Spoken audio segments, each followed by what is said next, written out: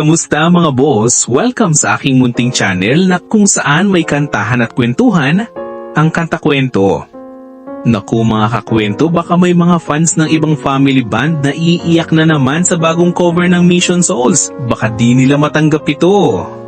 Napakinggan at napanood na ba ang napakagandang recent cover ng Mission Souls ng kanta ni Shania Twain na From This Moment On? Review natin ito mga kakwento at alamin natin ang husay at emosyon na pinakita nila, lalo na sa mga batang 90s na natubak sa theme song na ito ng mga lovers noon at kilala rin ng mga Gen Z ngayon. Pero bago tayo magsimula, kung bago ka dito sa ating channel, hihingin ko ang inyong like at subscribe bilang suporta sa ating channel at FB page. Pakikomento din kakwento kung taga saan ka para malaman natin kung hanggang saan ang abot ng kwento nito. Maraming salamat.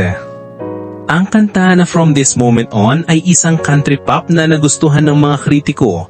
Sabi nila, isa to sa best track sa album. Sumikat ito ng husto. Umabot ng number 2 sa Australia, number 4 sa Canada at US, at number 9 sa UK. Pumatok din ito sa iba pang bansa. Yung music video gawa ni Paul Boyd. Pinakita si Twain na naglalakad mag-isa. Tapos sa dulo, kasama na niya ang symphony orchestra. Naisulat yung kanta sa Italy habang may soccer game.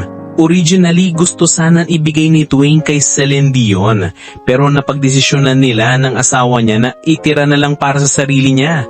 Kaya duet sana ito kasama si Brian White na pinuri niya sa galing bumanat. Nung una kasama si White sa kanta pero dahil sa promo issues, kinailangan ni Twain era record na siya lang mag-isa.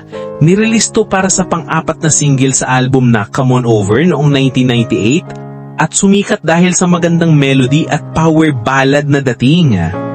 Ngayon mga kakwento, intro pa lang sa cover ng Mission Souls ay talagang maantig ka na, kagaya sa original ni Shania Twain.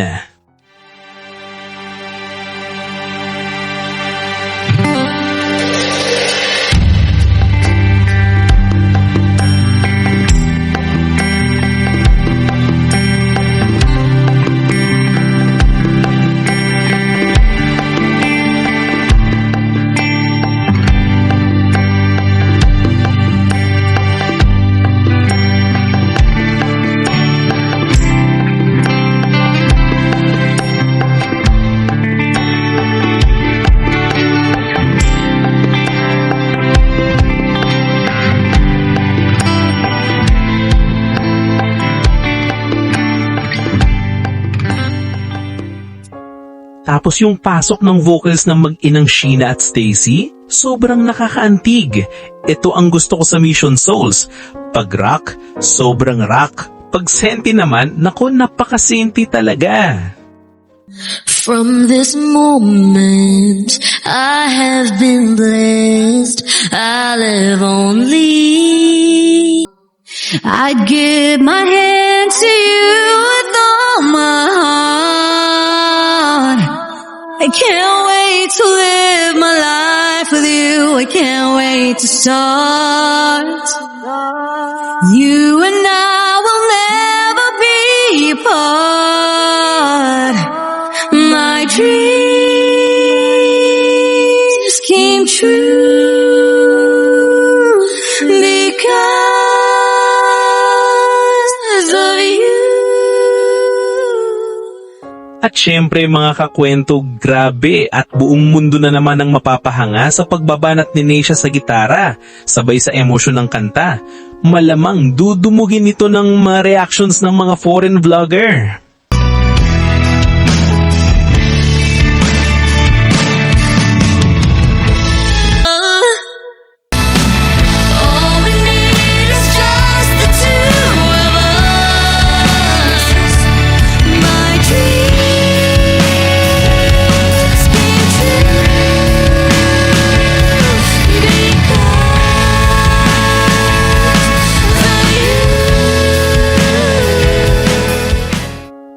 Nakakabitin nga para sa akin, parang gusto ko pa ng isa pang chorus. Sa ganda ng banat nila At siguradong may mga nagugustuhan ang cover na ito pero may mga tataliwas pa rin sa opinion natin. Ganun talaga, di natin ma-please lahat. May kanya-kanya tayong panlasa sa musika, kaya respeto lang sa isa't isa mga kakwento. From this moment, I will love you. I promise you this, I wouldn't give. From this moment, I will love you as long as I live. From this moment on. Ikaw ba kakwento, ano masasabi mo sa bagong cover nila? Like mo ba o dislike? Tara, pag-usapan natin yan sa comment section mga kakwento, okay lang ba?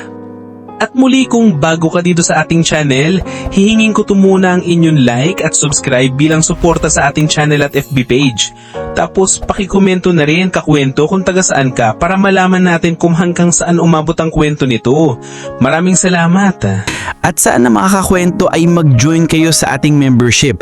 Ito'y 25 pesos lamang upang ma-access nyo ang ating mga special emoji para sa comment section at mga early access sa ating mga content at marami pang iba. Salamat na agad mga kakwento. Salamat sa pagsama sa akin hanggang dito sa dulo ng ating kwento. Muli, ito ang Kanta Kwento na nagsasabing mabuhay ang talentong Pilipino. 1, 2, 3.